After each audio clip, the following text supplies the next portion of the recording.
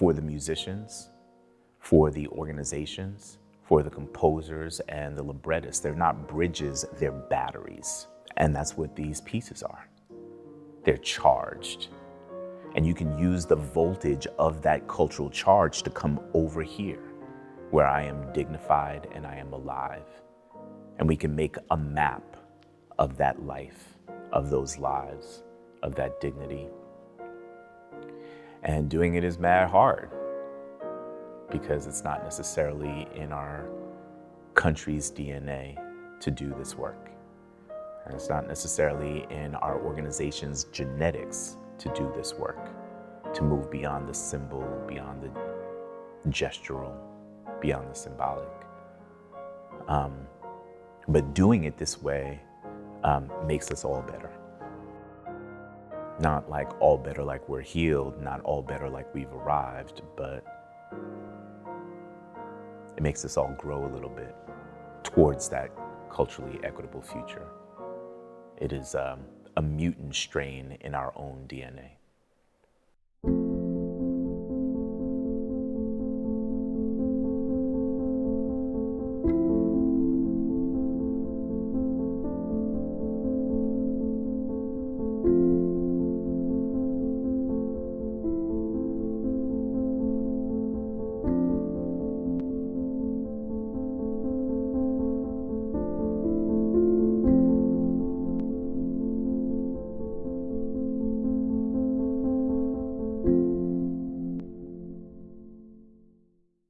The inclusion of voices and ideas and cultures that have been disenfranchised in this space is essential to the evolution of the form. If we want our audiences to actually be multicultural and diverse, then the inclusion of folks who are writers and singers and directors is so essential in that place and space.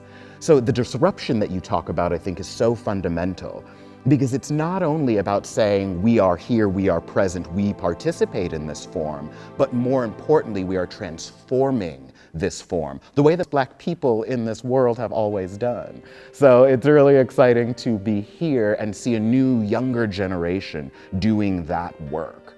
Because the work, particularly in changing a classical form, never ends. One of my mentors, he said, you know, as a composer, you should reflect the times in which you live. I think every composer will take that particular model and serve it to their needs, and whether it be a political way or just showing, you know, climate change or, you know, how beautiful the world is. It still kind of goes back to that statement of reflecting the times in which you live.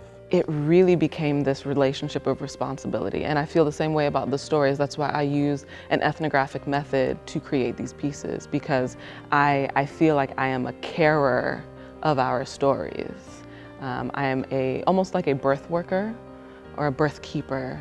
I am not the medical doctor, I am not the midwife for this music. I just walk alongside it and make sure it's got its space, it's got its wings, and so that to me is my duty and responsibility to it. Between the pandemic and between like all of the uprisings that all of us were experiencing, both on like this global national experience, but I think there's been a lot of like internal revolutions that people have had. We're not the same, you know, so for me it's kind of this vanguard moment, not just in the creativity that's being shared, but also in like what relationship we're having to ourselves, our creativity, to, you know, other Black artists, the work of the Black artists to hold all of the emotions and, you know, create an alchemy that people can feel witnessed and be held in.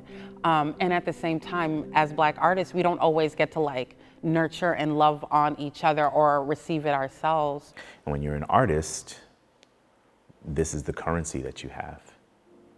These are the resources that you have.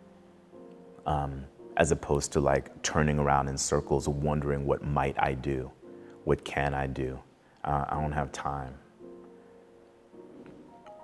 luxury to just like ask in circles. I have to ask while moving forward. You know what I mean? And I think these composers know that.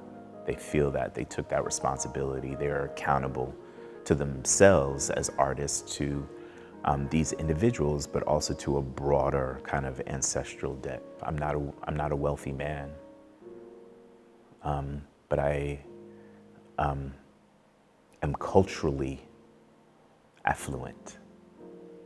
I have wealth of imagination. So this is how I pay the ancestral debt, is to create, is to imagine, and to do it in a way that even if the movement is incremental, it is movement forward.